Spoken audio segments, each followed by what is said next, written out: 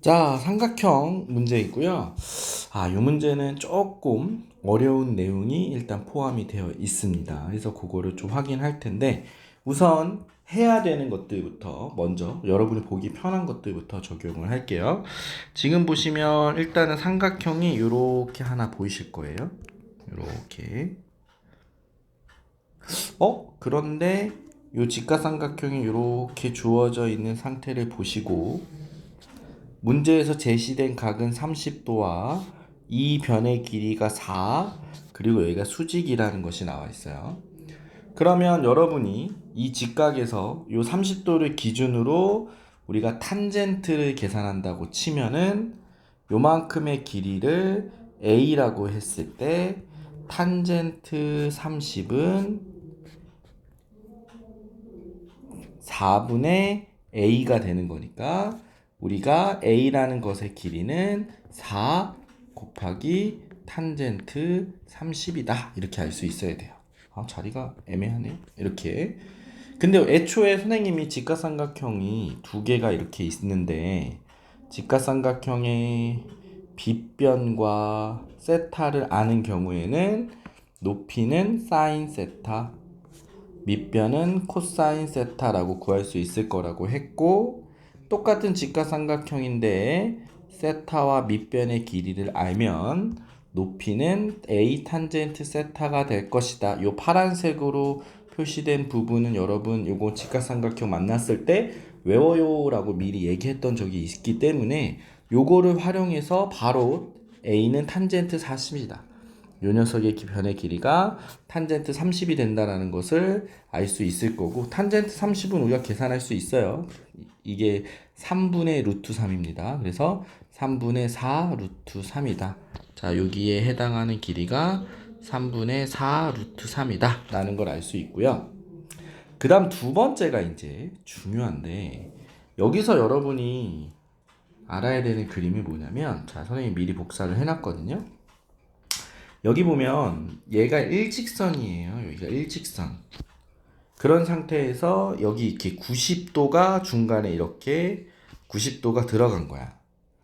그러면 여기 각과 여기 각이 나오는데 이 각의 크기를 구별하기 위해서 알파와 베타라고 하겠습니다. 똑같은 그림에서 우리가 이 오른쪽 위로도 직각삼각형이 그려져요. 이 문제는 여기가 해법입니다.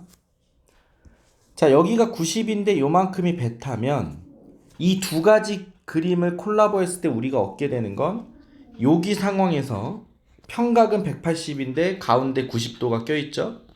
그러니까 알파 더하기 베타가 90이라는 거고, 삼각형의 요 오른쪽 그림, 요 빨간색 그림에서 삼각형의 내각의 합도 180인데 여기가 90이니까 요 남은 각의 크기와 베타를 더했을 때도 90이 돼야 된다.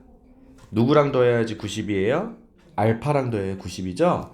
그래서 우리는 요 남은 각의 크기가 여기가 알파가 된다라는 것입니다.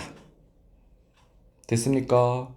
자, 그러면 여기도 알파인데 여기도 알파가 되는 두 개의 각을 알고 있는 거고요. 자, 여러분 두 개의 각을 알고 있는 거예요. 그러니까 여기의 각, 요 각을 알파라는 거를 알고 있는 거고요. 요 빨간색 삼각형에서 아직 끝나지 않았어요.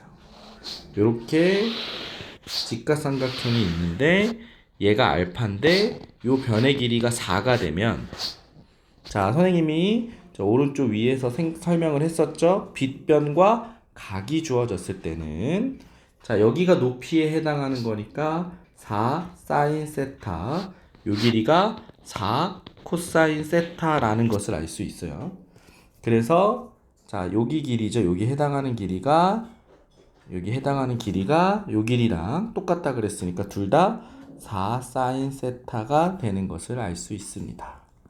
물론 요 길이는 이제 4 코사인 세타가 되지만 문제에서는 좀 풀기 애매한 그런 상황입니다. 자, 그러면 지금까지 나와 있는 걸 토대로 문제를 풀어보면, 문제가 이렇게 주어진 상태에서 조금만 더 키워볼까요? 자, 이런 상태에서 문제는 요 오른쪽 직각삼각형, 왼쪽이죠. 미안합니다. 왼쪽 삼각형에서 풀이가 되는 거예요. 일단 요만큼의 크기가 알파가 되고요. 요 맞은편의 길이 B2가 4 사인 세타로 나왔습니다. 자, 그리고 자, 여기가 30도면 여기가 60이니까 자연스럽게 여기는 120이 되는 거고요. 그랬을 때 BD의 길이가 얼마냐라는 게 우리의 문제입니다. 그럼 저 왼쪽에 있는 빨간색 삼각형을 보시면 각이 하나는 알파, 하나는 120 이렇게 주어진 상태를 볼 수 있고, 물론 변의 길이도 두 개라고 볼 수도 있지만 x는 우리가 모르는 거니까 변은 하나 줬다라고 봐야겠죠. 그래서 선생님이 기본적으로 문제를 풀 때 변이 두 개 있는 경우에는 코사인 법칙을 이용해 보라고 했었고, 각이 두 개 있는 경우에는 사인 법칙이 좀 더 유리할 수 있을 거다라고 얘기했으니까 이 빨간색 삼각형에서 우리는 사인 법칙을 쓰면 문제가 풀리는 겁니다. 그래서 사인 알파분의 맞은편 4 사인, 자 잠깐만요, 요 세타가 아니라 알파였죠. 4 사인 알파가 되는 거고, 이 값은 사인 120분의 x가 되는 겁니다.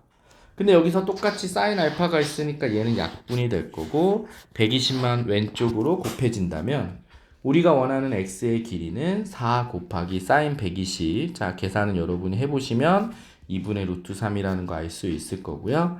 그래서 우리가 원하는 길이는 2 루트 3이 되는 것을 확인할 수 있습니다. 자, 선생님이 이 문제는요, 반드시 알아야 되는 상식은 직각삼각형이 주어졌을 때 빗변 혹은 밑변 등을 이용해서 우리가 남은 변의 길이를 어떻게 표현할 수 있느냐, 요 정도가 상식이 될 수 있고요.